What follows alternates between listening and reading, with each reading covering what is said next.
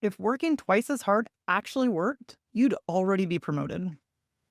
But instead, you're tired. You're reliable. You're tired. You're reliable. The one that everybody leans on. And somehow, you're still not the obvious choice. You keep seeing unqualified people get promoted. So, what if the thing that got you here, the thing that got you to where you are, is holding you back from the next level? Be confident, be bold, be authentic, but don't forget to take action. This is Ordinary to Badass, where our stories empower women to step into the spotlight of their own lives and pursue what they're truly passionate about. It's time to step into the arena and become more than just extraordinary. It's time to become a badass with your host, Marie Sonneman.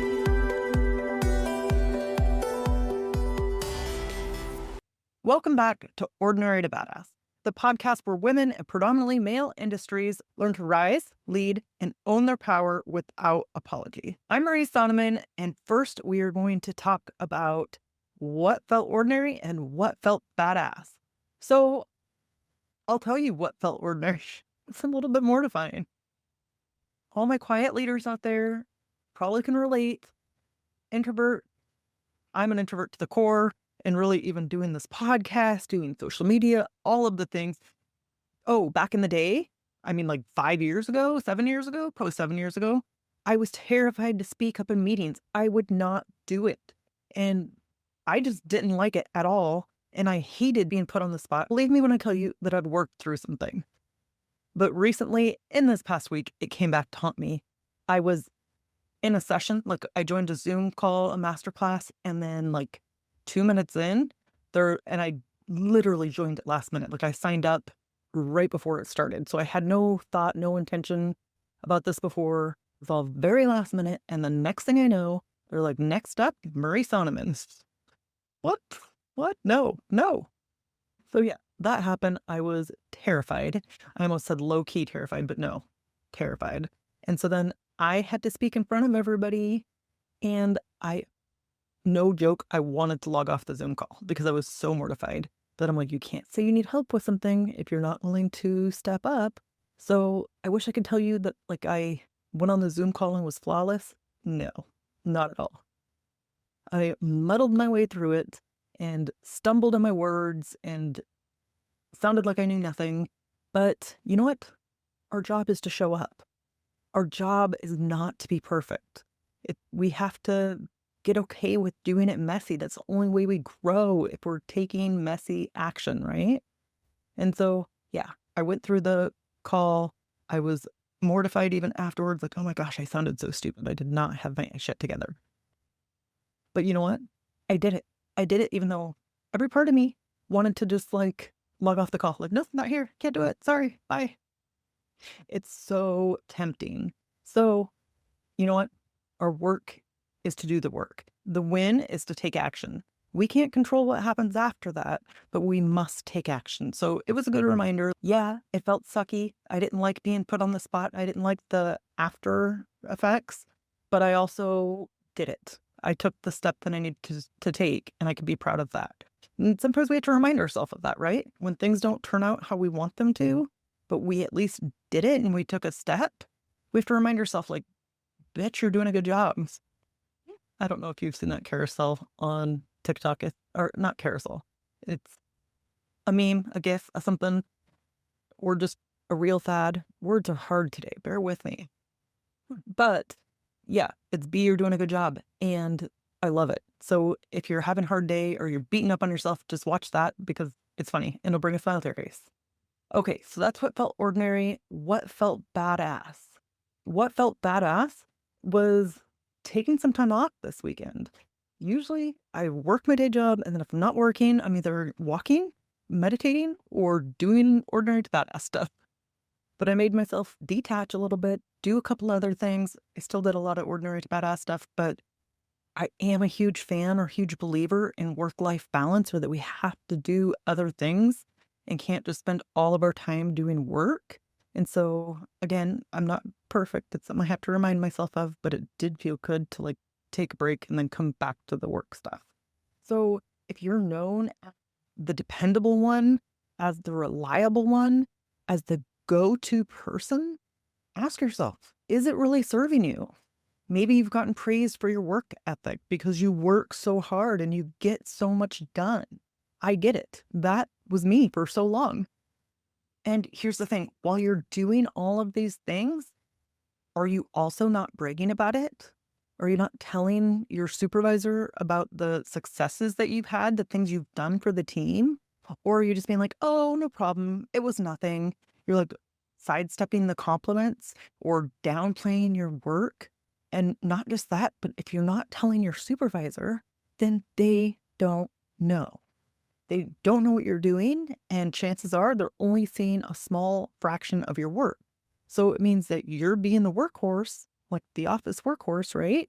But then people don't necessarily know it. And if they do know it, it doesn't mean anything would change because if you're so valuable, why would your boss want to move you? So working twice as hard does not signal leadership. It signals capacity.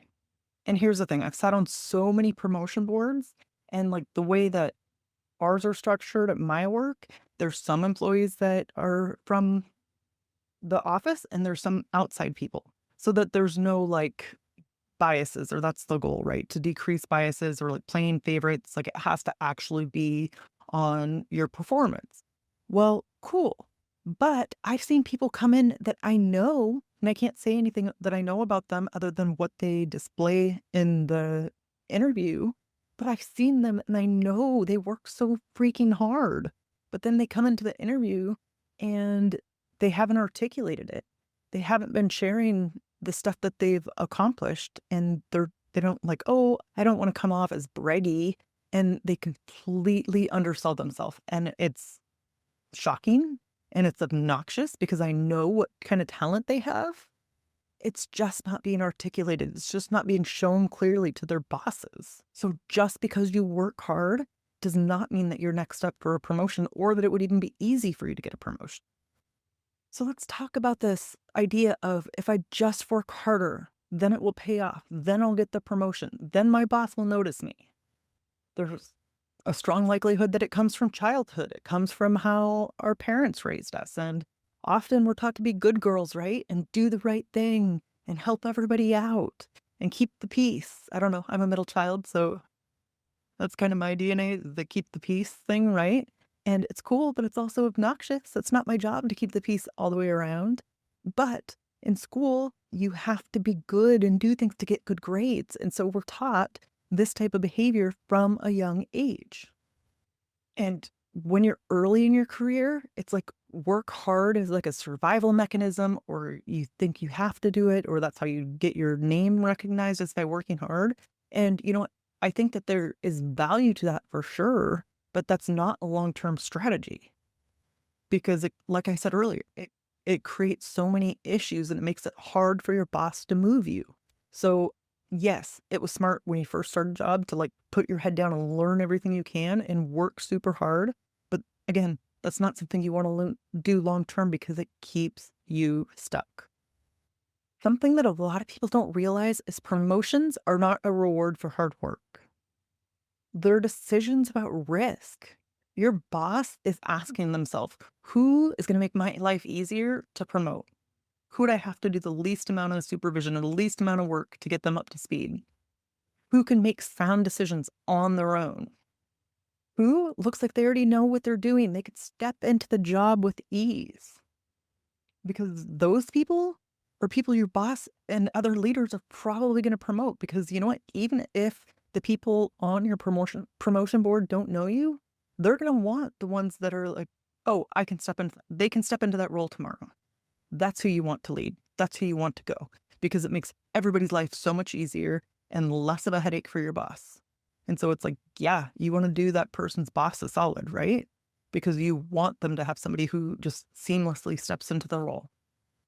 So let's talk about the problems with working twice as hard. I've probably already hit on some of them a little bit prematurely, but we're going with it.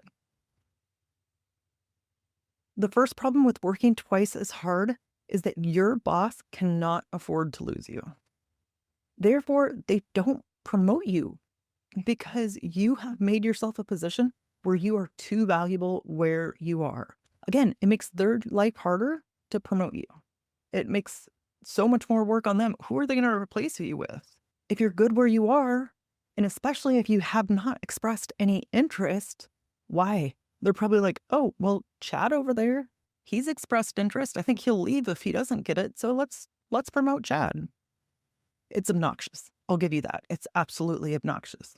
But again, if they don't know that you have interest, if they think that you're happy or you're content or you will stay at the job if you don't get promoted, and I'm not saying you need to go threaten to leave. I'm just saying you maybe speak about your goals more often. I'm just saying to speak about your goals more often so that they know you want to promote and you're not just going to be content staying where you are. And the second problem with working twice as hard is you stay in execution mode. Leaders aren't just executing. They're not just doing work to do work. They're not constantly taking on more. They're pretty good at delegating and getting rid of tasks or prioritizing what the important tasks are. So while you are sitting there saying yes to everything, taking on so much work, being overloaded, leaders are being decisive about the work that they take. And the third problem with taking on more work is that you become invisible. You're too busy doing the work. You keep your head down and get everything done. So your boss doesn't necessarily see you. They don't know everything you're doing. You're like, clearly, I'm working my butt off. They've got to know. Well, like I said, if they do, you're too valuable to lose.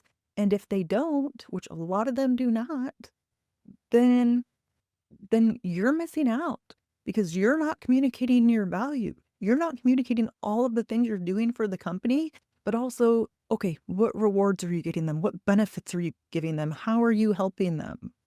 If you have to point this stuff out, and there's ways to point it out without sounding braggy. And actually, I have a masterclass coming up where I talk about just that because you know what? You have to share with your boss. You can't expect them to see all the work that they're doing. They probably wouldn't be a good boss if they were all up in your business, right? Who likes a micromanager? But you also have to be intentional about letting them know, hey, these are the outcomes that I'm getting. This is the difference that it made. This is how it helped. And if you're not doing that, you become invisible. And so I talk often about a concept called control the fraction. And it's like you have to control the amount of work that your boss sees because, you know, they only see a small fraction, a small bit of the work that you're doing, and you're being evaluated based on that small fraction. And so you have to make sure you're showing them the fraction that you want them to see. That's the only way or the most effective way to make sure that you're going to get the promotion or that they know what you're doing. So if you're not controlling what they see, if you're not controlling the fraction of the work that your boss sees, then you're leaving your promotion up to chance. And I hate that for you. Okay, so here are some shifts that I want you to make. Shift from hard work to visible impact. Instead of saying, I did a lot, or, oh, don't worry about it. Don't worry about it. You're probably not telling your boss that, but, oh, no big deal. I handled it. Instead of saying that, try saying, here's what changed because of what I did. Or if you organize a project, tell your boss and don't just put it all on the team, right? This was my part. This is what I helped the company achieve. And you don't have to say it in a braggy way. Shift number 2 is shift from doing to thinking. Start asking yourself, what's the big picture here? What actually matters here? What would my boss be worried about? What problem can I solve before even being asked? How can I make my boss's life easier? So instead of just saying, I finished the project, you can say, hey, quick update. This project helped us reduce X and improved Y and set us up for Z moving forward. I just always use X, Y, Z as an example. So it helped us improve X, insert the issue, or helped us reduce X, where you insert the issue. We improved Y. What did you improve? And set us up for Z moving forward. So what did it set the company up for? How did it help? How did it make things better? What does it do going forward? So Let your boss know those. You can let them know in person. You can let them know by email, but let them know and consistently, right? Don't just do it once in a blue moon. But if you're not sharing, they don't know. Oh, and here's the other thing is it makes your boss look good because then they know what's going on and they know what their team is doing and they can also communicate the wins to their higher ups. And you're top of mind because you're sending these updates consistently. And so you're top of mind for them. And they're like, oh man, she's winning. She's helping our company win. Who doesn't want that?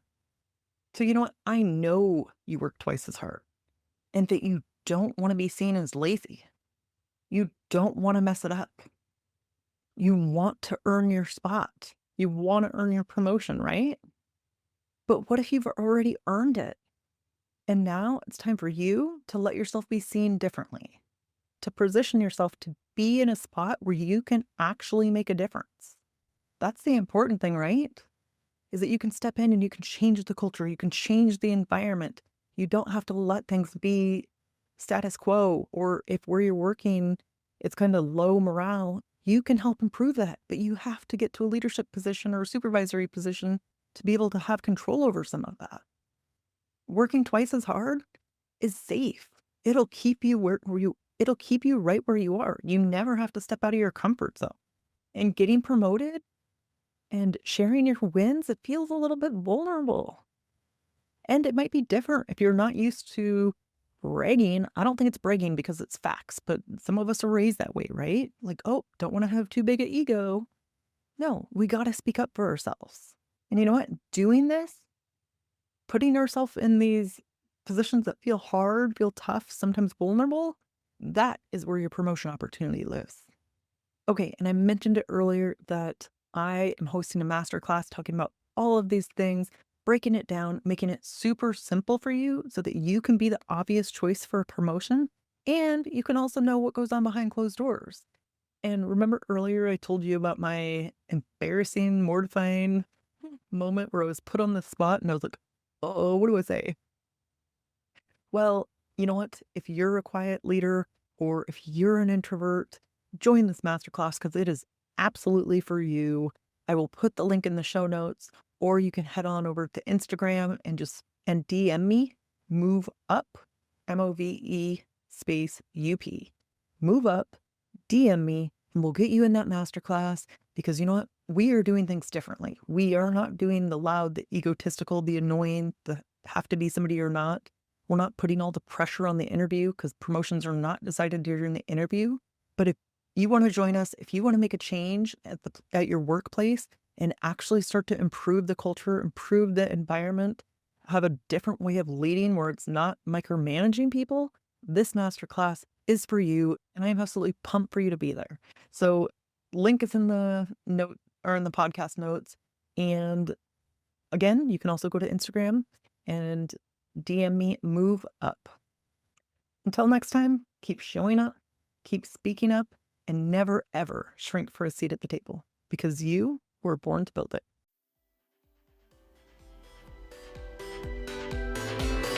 Now that you've listened to this episode of Ordinary to Badass, we want to hear from you.